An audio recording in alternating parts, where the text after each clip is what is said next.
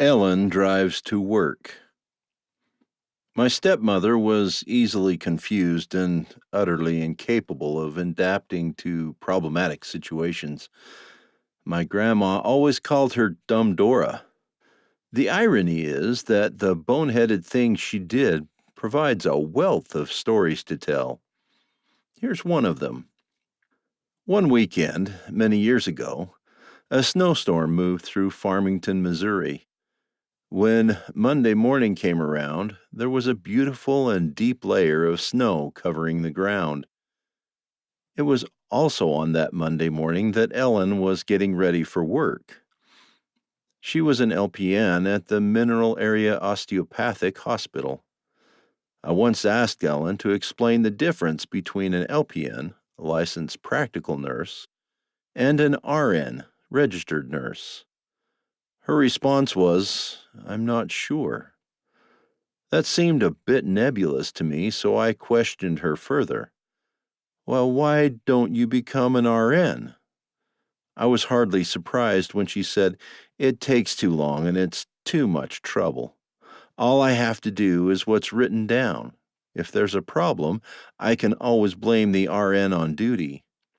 Besides, it's fun to stick people with needles." Now there's dedication for you. A bit of research on my part found that a person can become an LPN after a single year of study at either a community college or a vocational school. They perform mundane tasks such as documenting a patient's blood pressure, pulse, and temperature. They can give vaccinations and administer medication. On the other side of the nursing coin, an RN must have a minimum of an associate's degree, but can also possess a Bachelor of Science degree. RNs tell LPNs what to do. Anyway, back to the story. When all this happened, the old man had retired from the mines and was a dispatcher at the county jail in Farmington, working the graveyard shift. He had come home that Monday morning and was just getting into bed when Ellen was on her way out the door, on her way to work. As she always did during cold weather, she started the engine of her massive 1959 Buick Electra, a huge battleship of a car, and was letting it warm up. By the time she had finished her coffee and her mentholated Salem cigarette, the heater had the car nice and toasty. She got into the driver's seat, put the car in reverse, and started to back out of the driveway. That's when this whole episode really started. Ellen wasn't the type of person to plan ahead. She couldn't spell contingency, let alone prepare for one. When she finally gave a cursory glance at the rearview mirror, she failed to see the ditch in front of the house because it was covered with snow. Sucking on the cigarette she had just lit, she jerked the steering wheel to the right, thinking she had cleared the driveway. She became confused when the car slammed to an abrupt halt, with the right rear tire stuck in the snow-filled ditch. Lacking the acumen for abstract thought, she tried to bludgeon her way through the problem. She jammed the gear shift into drive and stomped on the gas pedal, thinking she would simply go back into the driveway. The wheel, of course, dug itself deeper into the ditch. She jerked the gear shift into reverse, figuring that if she couldn't ram the car forward, surely she could ram the car backward. After another good stomp on the gas pedal, the wheel dug deeper into the ditch. She got out of the car, trudged up to the house, went inside, and woke up the old man. She said in a matter-of-fact statement, "My car's stuck. I've got to get to work. You need to fix it." With a groan, he rolled out of bed, put his clothes on, and went outside to survey the situation. It was apparent that the car wasn't going anywhere. Mumbling and shaking his head, he went inside and called his friend, Paul Bess, who owned a tow truck. Paul showed up a few minutes later, hooked the tow cable to the Buick, and pulled it out of the ditch.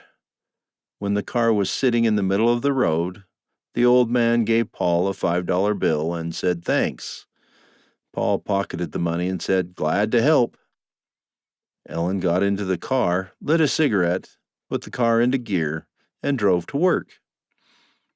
Time passed, and it was the morning of the next day. The old man got off his shift, came home, and went to bed. Ellen, just as she had done the previous day, got up, prepared for work, warmed up the car, and started to drive to work. She gave a cursory glance toward the general area of the rearview mirror and followed yesterday's tire tracks directly into the ditch. Once again, she tried to force the car forward and dug deeper into the ditch. She tried forcing the car to the rear and dug even deeper into the ditch.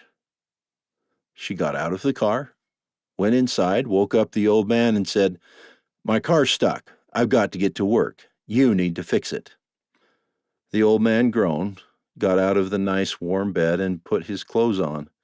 He went outside, saw the car in the same exact place it was the previous morning, and mumbled something that sounded like blank. He went inside and phoned Paul Bess. Paul showed up a few minutes later, hooked the tow cable to the Buick, and pulled it out of the ditch. He got the car into the middle of the road and said, "Glad to help," when the old man handed him another $5 bill. Ellen got into the car, lit a cigarette, and drove to work. Another 24 hours passed, and more snow fell to the ground. Wednesday morning started out crisp, clear, and cold. The old man was in bed just nodding off for a nice winter's nap. Ellen started the Buick's engine and went inside to let it warm up. After finishing her coffee and mentholated Salem, she slid under the steering wheel of her car, shifted into reverse, almost glanced at the rearview mirror, turned the wheel, and backed into the ditch for the third time in a row. She kept revving the engine, jerking the gear shift between drive and reverse, and digging the right rear wheel deeper and deeper into the snowy ditch.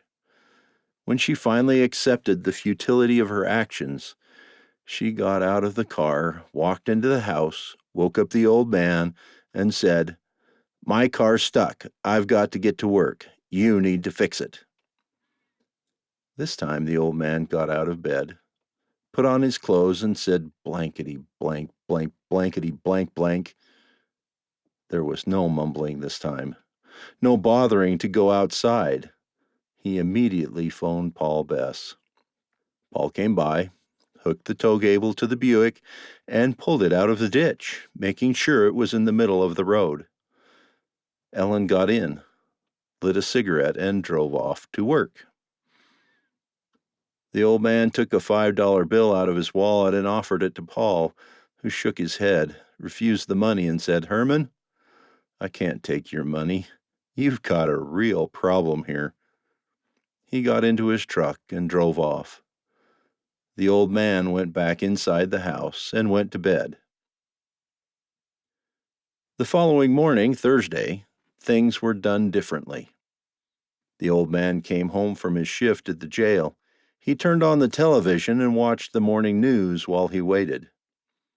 Ellen went through her morning ritual, warmed up the car, drinking her coffee and smoking her mentholated cigarette. As she started for the front door, the old man stood up and said, "Sit your ass down." He went outside, got into the Buick, and backed it into the middle of the road. He came back inside, escorted Ellen to her car, and watched her light a cigarette and drive off to work. He did that for 4 more days. By that time, the snow stopped falling. The temperature outside had risen, and the snow melted. Ellen was able to see the ditch and avoid backing into it.